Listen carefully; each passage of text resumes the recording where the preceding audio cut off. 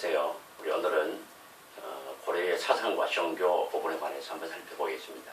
첫 번째로 유학인데요. 고려시대 유교는 어떻게 발달했을까 살펴보겠습니다. 먼저 고려 전기에는요. 태조 때는 유학 경전과 역사서를 통해서 현실을 경계하도록 많이 당부합니다. 태조는 그렇게 여러 왕들에게 특히 군조 10조를 통해 이런 걸 많이 강조를 하죠. 그러다가 광종 때 과거제가 실시가 됩니다. 과거제는 어차피 유학을 가지고 시험을 치게 되니까요. 그래서 유학의 밝은 인재를 크게 등용을 하게 되고, 성종 때는 학교를 세웁니다. 그래서 유학자들을 많이 양성하게 되고, 특히 최승로의 시무 28조를 통해서 유교를 정치 이념으로, 정치 사상으로 정립을 하게 됩니다. 그러다가 고려 중기가 되면은 문불 귀족 사회가 발달하게 됩니다. 그러면서 유학이 점차 사회 자체가 보수화되다 보니까 유학도 보수화가 됩니다. 그러면서 신문을 중시하는 그런 귀족적인 성향이 강화가 되면서 점차 아주 깊이 보수화가 되다가 결국은 무신정변 이후에 유학은 크게 침체하게 됩니다. 그러다가 중기의 가장 대표적인 학자는 최충이 있는데요.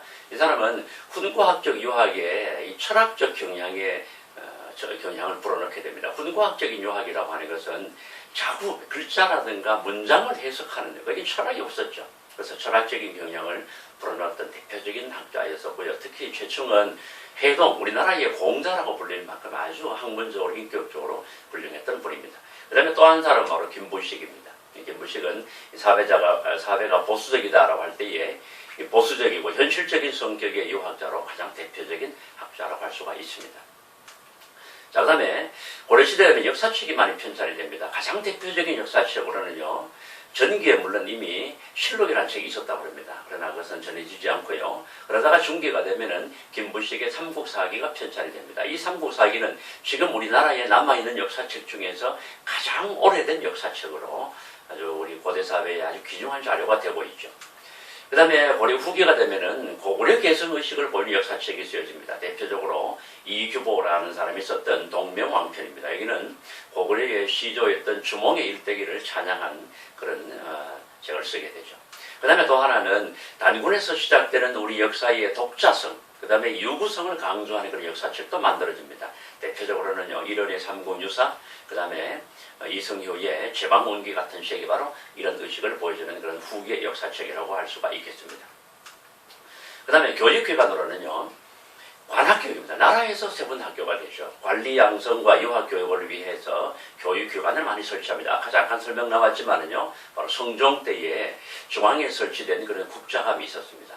국자감에는요, 유학부와 기술학부를 따로 두게 됩니다. 당연히 학교는 유학부가 있겠죠. 그런데 이 국자감에는 이 기술학도 가르쳤습니다. 여기는 적지 않았습니다만은 이 국자감은 특히 또 서민의 자제도 들어가서 공부할 수 있었던 것이 바로 고려의 대표적인 관학이었었죠. 그리고 지방에는 이 향교를 설치하게 됩니다. 그래서 지방의 관리와 서민의 자제들을 교육을 담당했던 그런 학교가 됩니다. 그러나 고려가 되면 특히요, 중기가 되면은 사학이 발달합니다. 사립학교라는 뜻이죠. 그죠? 대표적으로 좀 전에 나왔던 최충, 이 최충이 나중에 관직을 은퇴하고 나서 학교를 세우게 됩니다. 이게 바로 구제학당이라는 것인데, 이렇게 세우게 되니까 다른 유명한 학자들도 같이 학교를 세워봐가지고 이 무렵에는 사학이 무려 12개가 됩니다. 이렇게 사학 12도가 이렇게 융성을 하게 되자 상대적으로 당연하겠죠. 그죠? 관학이 위축이 됩니다. 나라에서 세운 학교가 상당히 세력이 약해지게 되죠. 그래서 정부에 전해서 안 되겠다 해가지고 관학을 진흥하려고 하는 여러 가지 정책을 실시하게 됩니다. 대표적으로 바로 유학을 교육을 강화를 하게 되고요. 분야별로 유학을 강화를 하게 되고, 그 다음에 또 장학재단인 양현고라고 하는 것을 설치하게 됩니다. 그래서 학생들에게 장학금을 주면서 그러면 이제 관학을 진흥하려고 노력을 했었더랬죠. 자, 그 다음에 고려 후기는 우리가 뭐니 그래도 가장 중요한 것은 바로 성리학이 수용되는 겁니다. 성리학이라고 하는 것은요, 원으로부터 수용되는데 인간의 심성과 우주의 원리, 이걸 연구하는 그런 철학적인 그런 학문이 됩니다. 아까 우리 훈과학적인 학문이라고 그랬죠. 거기는 철학이 없습니다. 글자가 무슨 글자냐, 이 문장을 어떻게 해석하느냐, 그것만 연구하는 거 있었죠. 그런데 여기는 인간의 심성이 어떠하냐, 우주의 원리가 무엇이냐, 이런 걸 연구하는 학문이 바로 성리학이 됩니다. 이게 바로 원어로부터 수용되는데요. 처음으로 우리나라에서 성리학을 수용한 사람이 누구냐 하면 바로 충렬왕 때 안향이라는 사람입니다. 이 사람이 중국에 갔다가 돌아오는 게 중국에서 보고 원에 가서 보고 이 학문을 깊이 빠져가지고 우리나라에서 소개를 하게 되죠. 대표적으로 안향 이 사람이 되고요. 그 다음에 그 뒤에는 바로 이재현이라는 학자가 있습니다. 안향이 뭐 직접적인 제자리보다가 안향의 제자라고 할 수 있겠는데요. 베이징에 있는 만권당, 나중에 충선왕이라고 있습니다. 충선왕이 만권당에 베이징에 만권당을 설치하게 되는데요. 거기에서 원나라의 유명한 학자들하고 교류를 하게 됩니다. 그러면서 성리학에 대해서 아주 깊이 연구를 했던 사람이 바로 이재현이 됩니다. 이 사람의 사진도 우리 교과서에 나와 있기도 하죠.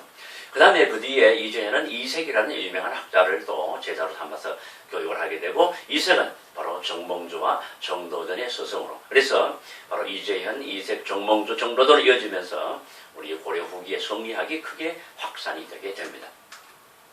그리고 이 성리학을 공부한 학자들이 바로 신진 사대부들입니다. 이들은 바로 이 성리학을 개혁 사상으로 수용을 하게 돼요. 그러면서 그 당시에 사회 모순이 엄청 많았는데 이 사회 모순을 개혁하고자 했고요. 그리고 건문세족들의 불법 행위라든가 불교의 타락을 아주 깊이 공격하면서 사회를 개혁하려고 노력을 했던 사람들이 됩니다.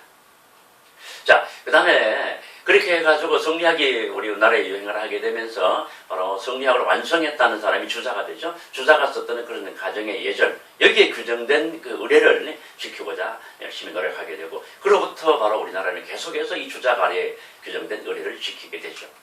그리고 또 점차 불교가 이때가 되면서 성리학이 들어오면서 불교가 쇠퇴하게 되고, 바로 성리학이 국가와 사회의 지도 이념으로 점차 자리 잡게 됩니다.